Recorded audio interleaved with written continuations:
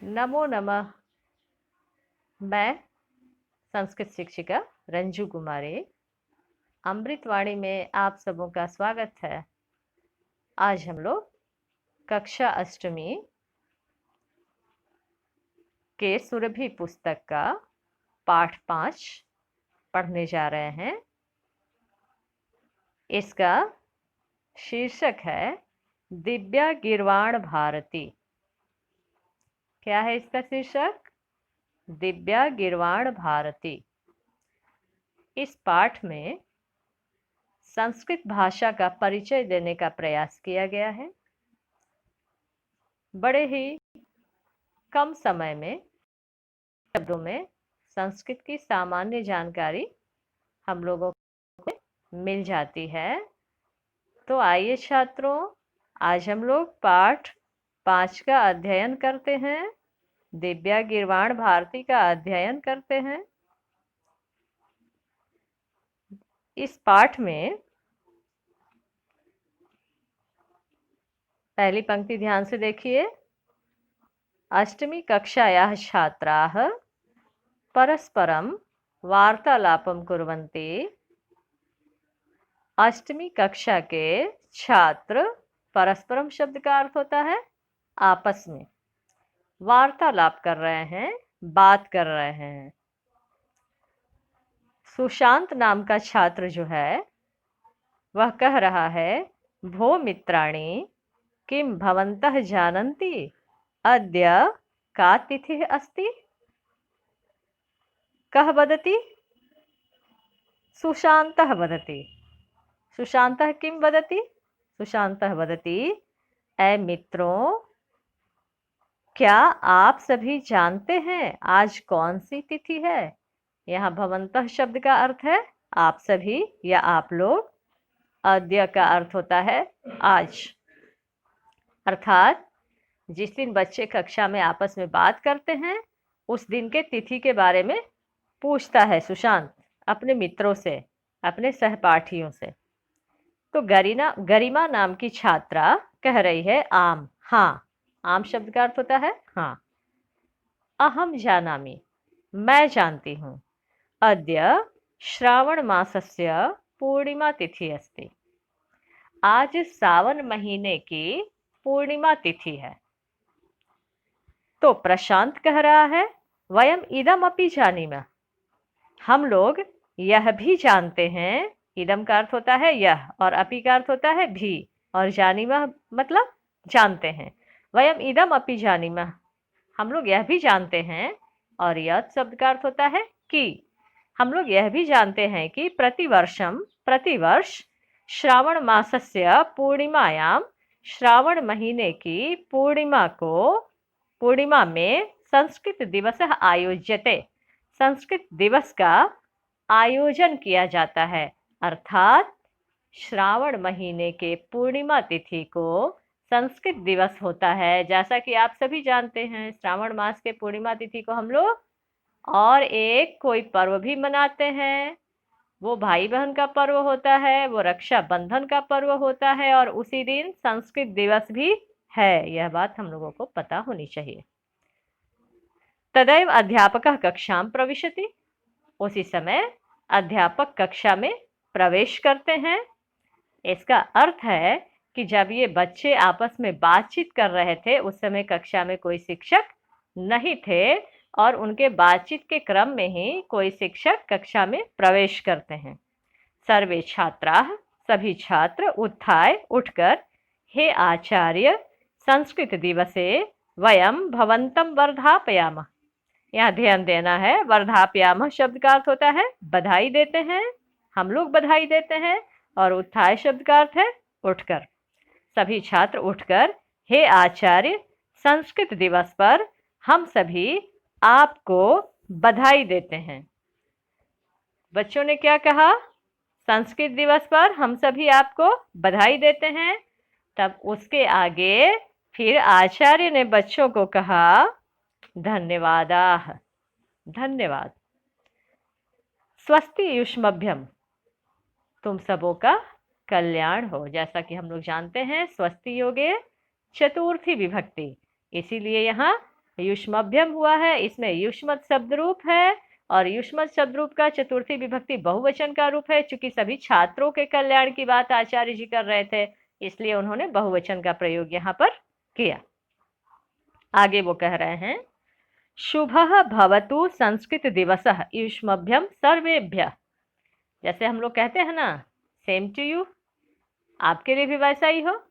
तो आचार्य जी ने कहा, शुभः भवतु संस्कृत दिवसः युष्मभ्यम सर्वेभ्यः, युष्मभ्यम सर्वेभ्यः, तुम सबों को संस्कृत दिवस शुभ हो, तुम सबों के लिए संस्कृत दिवस शुभ हो, तुम सबों के लिए संस्कृत दिवस की शुभकामनाएं। तो प्रणव नाम का छात्र कह रहा है, आचार्य अद्य अस्माभिः संस्कृत विषये एका प्रश्नोत्तरी आयोजिता अस्ति। क्या कहा प्रणव ने?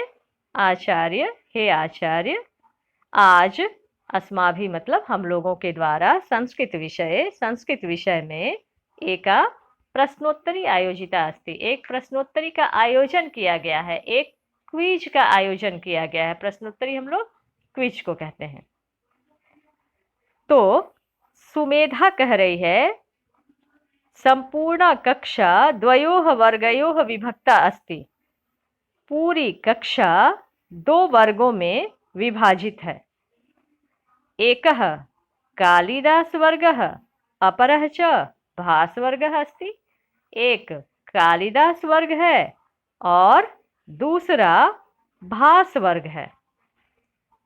प्रणव कह रहा है, एकस्य प्रश्नस्य उत्तरं कालिदास वर्गः दास्यति, अपरं प्रश्नं च भास वर्गः उत्तरिष्यति। इसमें सुमेधा ने बताया कि पूरी कक्षा जो है वो 2 वर्गों में बटा है। 2 वर्ग अर्थात 2 ग्रुप में बटा है।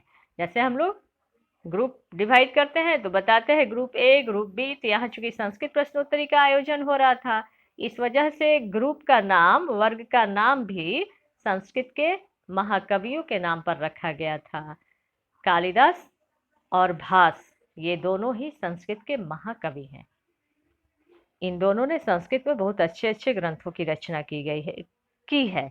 इसीलिए दोनों ग्रुप का नाम, दोनों वर्ग का नाम 2 महाकवियों के नाम पर रखा गया। एक पहले ग्रुप का नाम रखा गया, पहले वर्ग का नाम रखा गया कालिदास वर्ग यानी कालिदास ग्रुप, और दूसरे वर्ग का नाम रखा गया भास वर्ग अर्थात भास ग्रुप। ये भास महाकवि का नाम है, कालिदास भी महाकवि का नाम है, संस्कृत के महाकवि का।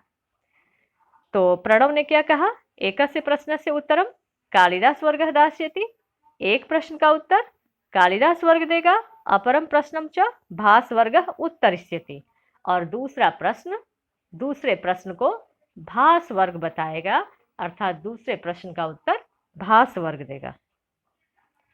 आचार्य ने कहा, शोभनम, बहुत अच्छा, अतीव सुंदरम आयोजनम कृतम, अतीव सुंदरम आयोजनम कृतम, अत्यंत सुंदर आयोजन किया गया है, तुम लोगों ने बहुत अच्छा आयोजन किया है। अधुना प्रारंभम कुर्वन्तु, अब प्रारंभ करते हैं हम लोग, शुरू करो, शुरू कीजिए आप लोग। अधुना प्रारंभम कुर्वन्तु, अब शुरू कीजिए। प्रणव बोलता है, संस्कृतम इति पदस्य कः अर्थः, अर्थात प्रश्न किसने किया? प्रणव ने किया। प्रणव ने पूछा, संस्कृतम इति पदस्य कः अर्थः, संस्कृत इस पद का, पद कहते हैं शब्द को, ऐसा शब्द जिसमें कोई ना कोई विभक्ति लगी हो। तो प्रणव ने पूछा कि संस्कृतम इति पदस्य, इस पद का, इस शब्द का कः अर्थः, क्या अर्थ है? तो विश्वास कह रहा है, शुद्धम परिष्कृतम इति संस्कृत पदस्य अर्थः अस्ति, शुद्ध परिष्कृत, यह संस्कृत पद का अर्थ है। अर्थात संस्कृत शब्द के 2 अर्थ हो गए। पहला अर्थ है शुद्ध, दूसरा अर्थ है परिष्कृत। शुद्ध का ही थोड़ा सा रिफाइंड रूप हो गया परिष्कृत। उत्तर मिल गया। आप लोग से अगर पूछा जाए कि संस्कृत पदस्य कः अर्थः, तो आप क्या कहेंगे? शुद्धम परिष्कृतम कहेंगे। फिर सुमेधा कह रही है, संस्कृत भाषायाः कति रूपाणि सन्ति, संस्कृत भाषा के कितने रूप हैं? संस्कृत भाषा के कति का अर्थ होता है कितने, रूपाणी अर्थात रूप, संति मतलब है, संति में अस धातु है। फिर प्रबुद्ध नाम का छात्र वो उत्तर बता रहा है, वो बोल रहा है संस्कृत भाषायाः द्वे रूपे स्तः। यहाँ द्वे रूपे कहा गया, द्वे रूपे इसलिए कहा गया क्योंकि भाषा शब्द स्त्रीलिंग है और स्त्रीलिंग में दो का संस्कृत द्वे होता है। तो बताया गया कि संस्कृत भाषा के दो रूप हैं, एकम वैदिकम संस्कृतम, द्वितीयम च लौकिकम संस्कृतम। एक वैदिक संस्कृत और दूसरा लौकिक संस्कृत। तो संस्कृत भाषा के कितने रूप हो गए बच्चों? दो रूप हो गए। पहला रूप हो गया वैदिक और दूसरा लौकिक। यहाँ समझने की बात है, जो वेद से रिलेटेड है, जो वेद से संबंधित है उसको वैदिक कहते हैं, और जो लोक अर्थात संसार से रिलेटेड है उसको लौकिक कहते हैं। तो संस्कृत भाषा के दो रूप हो गए, पहला रूप वैदिक संस्कृत, दूसरा रूप लौकिक संस्कृत। अब प्रणव कह रहा है कि वैदिक संस्कृतस्य किं प्रमुखम साहित्यम अस्ति। वैदिक संस्कृत का क्या प्रमुख साहित्य है, अर्थात वैदिक संस्कृत में कौन कौन से साहित्य लिखे गए हैं, किन किन साहित्य की रचना हुई है। तो निष्ठा कह रही है कि चत्वारः वेदाः अर्थात चार वेद, ब्राह्मण ग्रंथाः ब्राह्मण ग्रंथ, आरण्यक ग्रंथाः आरण्यक ग्रंथ, उपनिषदः उपनिषद, च का अर्थ होता है और। तो अब हम लोग इसके अर्थ को लेते हैं। चार वेद, ब्राह्मण ग्रंथ, आरण्यक ग्रंथ और उपनिषद वैदिकम साहित्यम कथ्यते, वैदिक साहित्य कहा जाता है। तो हम लोग वैदिक साहित्य किसको कहते हैं? हमारे जो चारों वेद हैं और ब्राह्मण ग्रंथ हैं, आरण्यक है, उपनिषद है, इसको हम लोग वैदिक साहित्य कहते हैं। बच्चों आप सबों को पता कि हमारे वेद कितने हैं? चार हैं, ऋग्वेद, यजुर्वेद, सामवेद और अथर्ववेद। ये सभी ये वैदिक साहित्य हैं। आगे चलते हैं। सुमेधा कह रही है लौकिक संस्कृतस्य आरंभः कदा अभवत्। लौकिक संस्कृत का आरंभ कब हुआ? अर्थात वेद जो है सृष्टि के आरंभ से ही मौजूद है, ये लौकिक संस्कृत कब आया ऐसा पूछ रही है सुमेधा। तो विवेक कह रहा है वाल्मीकेः कालात्, अर्थात वाल्मीकि के समय से। यहाँ वाल्मीकि शब्द में षष्ठी विभक्ति लगी है। वाल्मीकि शब्द का रूप किसके जैसा चलेगा? मुनि शब्द के जैसा चलेगा। तो मुनि शब्द रूप में जब हम लोग मुनि शब्द में षष्ठी विभक्ति लगाते हैं तो शब्द बनता है एक वचन में मुनेः, इसलिए यहाँ वाल्मीकि से क्या बना? वाल्मीकेः। तो वाल्मीकेः कालात् अर्थात वाल्मीकि के समय से लौकिक संस्कृत से प्रारंभ मन्यते, लौकिक संस्कृत का प्रारंभ माना जाता है। अस्य कृति, कृति कहते हैं रचना को। अस्य मतलब इसका, इनका, इनकी जैसा अर्थ हमको लेना है। तो अस्य कृति, इनकी रचना, किनकी रचना? वाल्मीकि की रचना। तो यहाँ अस्य किसके लिए आया है? वाल्मीकि के लिए आया है। अस्य कृति है इनकी रचना रामायणम, रामायण लौकिक संस्कृतस्य, लौकिक संस्कृत का आदिमः ग्रंथः। आदिमः शब्द का अर्थ होता है प्रथमः, अर्थात वाल्मीकि द्वारा लिखा गया रामायण जो है वो लौकिक संस्कृत का सबसे पहला ग्रंथ है। बच्चों यहाँ समझने की बात है, ये वैदिक और लौकिक की बार बार चर्चा हो रही है। तो वैदिक से तात्पर्य है वेदों में जो संस्कृत लिखा गया है। तो वेद में जो संस्कृत है और ऐसे जैसे आपके पुस्तक में जो संस्कृत आप पढ़ रहे हैं, तो दोनों संस्कृत में थोड़ा अंतर होता है। संस्कृत का प्रयोग हम लोग जनसाधारण नहीं करते हैं, बातचीत के क्रम में उसका प्रयोग नहीं होता है। वो पूजा पाठ इत्यादि देवताओं का आह्वान करने के लिए, इन सारे कार्यों के लिए वैदिक संस्कृत का प्रयोग किया जाता है। लेकिन ऐसे अगर हम लोग संस्कृत में बातचीत करें या फिर ड्रामा वगैरह जो होता है या फिर श्लोक वगैरह जो हम लोग पढ़ते हैं, वो लौकिक संस्कृत है। तो लोक में यानी संसार में सबसे पहले संस्कृत को कौन लाया जनसाधारण के लिए? वाल्मीकि ने लाया। वो भी कैसे? रामायण की रचना करके। इसके पीछे भी एक छोटी सी कहानी है, लेकिन मैं अभी यह कहानी आप लोगों को नहीं बताऊंगी क्योंकि पाठ को आगे बढ़ाना है। फिर मैं कभी आप लोगों को आगे की क्लास में इसके बारे में बताऊंगी। तो इनकी रचना रामायण जो है वो लौकिक संस्कृत का पहला ग्रंथ है। प्रणव ने कहा, लौकिक संस्कृतस्य अन्य प्रमुखाः ग्रंथाः के? लौकिक संस्कृत के अन्य मतलब और भी दूसरे प्रमुख ग्रंथ कौन से हैं? के च तेषां प्रणेतारः। प्रणेतारः शब्द का अर्थ होता है राइटर, रचयिता। ये बहुवचन रूप है। क्या कहा? लौकिक संस्कृत के अन्य प्रमुख ग्रंथ कौन कौन हैं और कौन उनके रचयिता हैं, कौन उनके प्रणेता हैं, कौन उनके राइटर हैं? तो प्रज्ञा कह रही है, महाभारतम व्यासेन विरचितम। महाकवि व्यास के बारे में आप लोग जरूर जानते होंगे, क्योंकि महाभारत की रचना किसने की? महाकवि व्यास ने की है। यहाँ व्यास शब्द में तृतीया विभक्ति लगी, तो शब्द क्या बना? व्यासेन। क्योंकि बालक में तृतीया विभक्ति लगी तो बालकेन, वैसे ही व्यासेन अर्थात महाभारत व्यास के द्वारा लिखा गया है। विरचितम अर्थात लिखितम अर्थात लिखा गया है। महाभारत किसके द्वारा लिखा गया है? व्यास के द्वारा लिखा गया है। संस्कृत में अगर पूछा जाए कि महाभारतम केन विरचितम अथवा केन लिखितम, तो इसका उत्तर होगा व्यासेन। फिर रमेश कह रहा है, रघुवंशम कुमार संभवम च कालिदासेन रचिते महाकाव्य।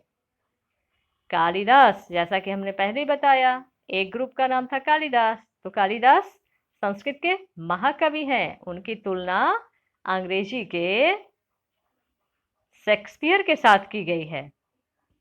तो यहाँ बताया गया कि रघुवंश और कुमार संभवम ये दोनों नाम है। किसका नाम है? महाकाव्य का नाम है। महाकाव्य कहते हैं बड़े ग्रंथ को। तो रघुवंश और कुमार संभवम कालिदास के द्वारा लिखे गए दो महाकाव्य हैं। महाकाव्य का अर्थ हो गया दो महाकाव्य, जैसे फलम फले फलानी, तो महाकाव्यम महाकाव्य महाकाव्यानि। फिर शुभ्रा कह रही है, कालिदासेन एव रचितानि अभिज्ञान शाकुंतलम मालविकाग्निमित्रम विक्रमोर्वशीयम च एतानि त्रीणि नाटकानि। क्या कहा? शुभ्रा ने कहा कि हाँ, रघुवंश और कुमार संभवम तो कालिदास ने लिखा ही है, साथ में कालिदासेन एव अर्थात कालिदास के द्वारा ही रचितानि लिखे गए हैं। अब कौन कौन से ग्रंथ लिखे गए हैं? पहला बताया अभिज्ञान शाकुंतलम। यह एक ड्रामा है, नाटक है। इसी ड्रामा के कारण उनको शेक्सपियर की उपाधि मिली कालिदास को। ये कालिदास की सर्वोत्तम कृति है, सबसे अच्छी रचना है। और अभिज्ञान शाकुंतलम एक लोकप्रिय ड्रामा है, नाटक है। तो कालिदास के द्वारा ही लिखा गया है अभिज्ञान शाकुंतलम। फिर एक और ड्रामे का नाम आगे बताया गया, उसका नाम है मालविकाग्निमित्रम। और पुनः एक ड्रामे का नाम बताया गया विक्रमोर्वशीयम। एतानि त्रीणि नाटकानि, ये तीन नाटक हैं। तो ऊपर जो हम लोगों ने दो पढ़ा, रघुवंश और कुमार संभवम, वो था महाकाव्य। और अभी जो तीन का नाम हम लोगों ने देखा, अभिज्ञान शाकुंतलम, मालविकाग्निमित्रम और विक्रमोर्वशीयम, ये तीनों क्या थे? ड्रामे थे, नाटक थे। तो वरुण कह रहा है कि शिशुपाल वधम माघेन रचितम काव्यम। यहाँ माघेन तृतीया विभक्ति लगने के कारण हुआ। तृतीया विभक्ति जब हटेगी तो शब्द क्या बचेगा? माघ। ये माघ भी संस्कृत के महाकवि का नाम है। तो यहाँ बताया गया कि माघ के द्वारा शिशुपाल वध नामक काव्य लिखा गया। रचितम अर्थात लिखा गया। शिशुपाल का नाम तो आप लोगों ने अवश्य सुना होगा।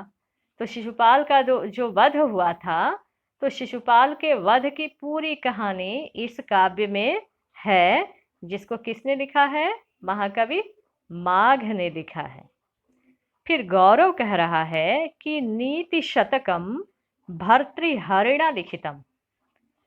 भर्तृहरि संस्कृत के महाकवि हैं। भर्तृहरि में जब तृतीया विभक्ति लगी तो शब्द बन गया भर्तृहरिणा। जैसे मुनि में तृतीया विभक्ति लगती है तो क्या बनता है? मुनिना। ठीक वैसे ही भर्तृहरिणा यानी भर्तृहरि के द्वारा नीति शतक लिखा गया। यानी महाकवि भर्तृहरि ने किस ग्रंथ की रचना की? नीति शतक की रचना की। और फिर नीतीश कह रहा है पंचतंत्रम विष्णु शर्मणा लिखितम। पंचतंत्र किसके द्वारा लिखा गया है? विष्णु शर्मा के द्वारा। विष्णु शर्मा में जब तृतीया विभक्ति लगी तो शब्द क्या बन गया? विष्णु शर्मणा। तो विष्णु शर्मणा का अर्थ हो गया विष्णु शर्मा के द्वारा। तो विष्णु शर्मा संस्कृत के एक महाकवि का नाम है। उन्होंने क्या लिखा है? पंचतंत्र लिखा है। फिर बलवीर कह रहा है कादंबरी बाण भट्टेन विरचिता कथा। ये बाण भट्ट शब्द में जब तृतीया विभक्ति लगी तो शब्द क्या बन गया? बाण भट्टेन। जैसे बालक में तृतीया विभक्ति लगती है तो क्या बनता है? बालकेन। वैसे ही बाण भट्टेन अर्थात बाण भट्ट के द्वारा कादंबरी नामक कथा, यह एक कथा है, विरचिता लिखी गई।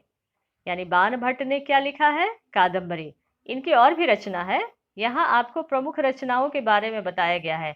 आप जिन कवियों और महाकवियों के बारे में पढ़ रहे हैं उनकी और भी बहुत सारी रचनाएं हैं। सभी रचनाओं की गिनती यहाँ नहीं कराई गई है, केवल उनकी जो प्रमुख प्रमुख रचनाएं हैं उन्हीं रचनाओं के बारे में बताया गया है। तो कादंबरी किसने लिखा? बाण भट्ट ने। अब सुमेधा कह रही है किम विज्ञान संबंधिनः मानव जीवनोपयोगिनः ग्रंथाः अपि संस्कृते सन्ति। क्या पूछा सुमेधा ने? क्या? किम मतलब क्या? विज्ञान संबंधिनः अर्थात विज्ञान से संबंधित, साइंस से रिलेटेड, मानव जीवनोपयोगी मानव जीवन के लिए उपयोगी, यूजफुल, ग्रंथाः अपि ग्रंथ भी संस्कृते सन्ति संस्कृत में है। तो विवेक कह रहा है आम। आम मतलब हाँ।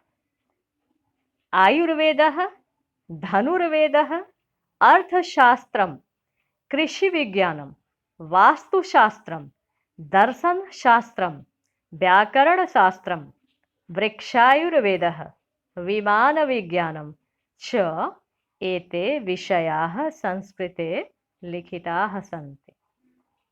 क्या क्या लिखे गए हैं संस्कृत में? विवेक ने इसमें बताया। कहा आयुर्वेद लिखा गया है, धनुर्वेद, अर्थशास्त्र, कृषि विज्ञान, वास्तुशास्त्र, दर्शन शास्त्र, व्याकरण शास्त्र, वृक्ष आयुर्वेद, विमान विज्ञान, एते ये सभी विषय संस्कृत में लिखे गए हैं। अब प्रणव कह रहा है कि व्याकरणस्य प्रसिद्धः ग्रंथः, व्याकरण का प्रसिद्ध ग्रंथ कः अस्ति, कौन है? कः च तस्य रचयिता, और उसके रचयिता कौन है? तो प्रज्ञा कह रही है अष्टाध्यायी इति व्याकरणस्य प्रसिद्धः ग्रंथः अस्ति। अष्टाध्यायी व्याकरण का प्रसिद्ध ग्रंथ है। व्याकरण का प्रसिद्ध ग्रंथ कौन सा है? अष्टाध्यायी। और आगे कहा पाणिनिः च तस्य प्रणेता अस्ति। पहले ही मैं बता चुकी हूँ, प्रणेता शब्द का अर्थ होता है राइटर, रचयिता। तो पाणिनिः च तस्य प्रणेता आसीत, और पाणिनि उसके प्रणेता हैं, रचयिता हैं। अर्थात अष्टाध्यायी की रचना किसने की है? पाणिनि ने की है। आपको यह पता होना चाहिए कि व्याकरण शास्त्र में पाणिनि का कोई जोड़ नहीं है। संस्कृत ग्रामर में, संस्कृत ग्रामर कहें या यूं कहें हिंदी ग्रामर, पाणिनि का कोई जोड़ नहीं है। अर्थात व्याकरण के राइटर में, व्याकरण के रचयिता में पाणिनि बेजोड़ हैं, उनका कोई जोड़ नहीं है, उनका कोई जोड़ीदार नहीं है। अब आचार्य कह रहे हैं साधु। साधु शब्द का अर्थ यहाँ लंबे लंबे दाढ़ी वाले साधु बाबा नहीं, यहाँ साधु शब्द का अर्थ है सज्जन, धन्यवाद। तो यहाँ सज्जन भी मीनिंग नहीं है, यहाँ क्या अर्थ है साधु का? धन्यवाद। युष्माभिः अर्थात तुम लोगों के द्वारा अतीव मनोरंजिका, अतीव मनोरंजिका अर्थात अत्यंत मनोरंजक, मन को प्रसन्न करने वाला, ज्ञान वर्धिनी ज्ञान को बढ़ाने वाली, इयम प्रश्नोत्तरी यह प्रश्नोत्तरी आयोजित की गई। अर्थात आचार्य जी छात्रों को कह रहे हैं कि धन्यवाद, तुम लोगों के द्वारा अत्यंत मनोरंजक, मन को प्रसन्न करने वाली और ज्ञान को बढ़ाने वाली यह प्रश्नोत्तरी आयोजित की गई। अर्थात तुम लोगों ने जिस प्रश्नोत्तरी का आयोजन किया वो ज्ञान तो बढ़ा ही रही है, मनोरंजन भी कर रही है, आनंदित भी कर रही है। अनया अर्थात इस प्रश्नोत्तरी के द्वारा, अनया शब्द का अर्थ होता है इसके द्वारा, खलु मतलब निश्चय ही, श्योर, सर्टेन। अनया खलु इसके द्वारा निश्चय ही संस्कृतस्य सामान्य परिचय प्राप्यते, संस्कृत का सामान्य परिचय प्राप्त होता है। संस्कृत भाषा विश्वस्य प्राचीनतमा भाषा अस्ति, संस्कृत भाषा विश्व की प्राचीनतम भाषा है। प्राचीनतम अर्थात सबसे पुरानी, इससे पुरानी कोई नहीं। अस्माकं संस्कृतेः, यहाँ ध्यान देना है, संस्कृतेः में संस्कृति शब्द है। संस्कृति में जब षष्ठी विभक्ति लगी तो शब्द बना संस्कृतेः। अस्माकं संस्कृतेः हम लोगों के संस्कृति का, सभ्यताया च मतलब और, तो हम लोगों के संस्कृति का और सभ्यता का मूलम, मूल कहते हैं जड़ को, जहाँ से शुरुआत होती है कोई चीज, तो हमारी संस्कृति और सभ्यता का मूल अस्याम एव निहितम अस्ति, इसी में निहित है, इसी में समाया हुआ है। क्या समाया हुआ है? हमारी संस्कृति और सभ्यता का जड़, अर्थात हमारी संस्कृति और सभ्यता संस्कृत में है। सर्वे छात्रा सभी छात्र कह रहे हैं वयम एताम मधुराम भाषाम सदैव रक्षिष्यामः, वयम हम लोग एताम मधुराम भाषाम इस मधुर भाषा को सदैव मतलब हमेशा, रक्षिष्यामः अर्थात बचाएंगे, इस मधुर भाषा की रक्षा करेंगे। सर्वे मिलित्वा गायन्ति वयम पठाम संस्कृतम वयम लिखाम संस्कृतम सदा वदाम संस्कृतम प्रचारयाम संस्कृतम जयतु संस्कृतम जयतु भारतम। वयम संस्कृतम पठाम हम सभी संस्कृत पढ़ें, वयम संस्कृतम लिखाम हम सभी संस्कृत लिखें, सदा संस्कृतम वदाम हमेशा संस्कृत बोलें, संस्कृतम प्रचारयाम संस्कृत का प्रचार करें, जयतु संस्कृतम संस्कृत की जय हो, जयतु भारतम भारत की जय हो। धन्यवाद। पुनः हम लोग अगले पाठ के साथ अगले पार्ट में उपस्थित होंगे, तब तक के लिए थैंक यू।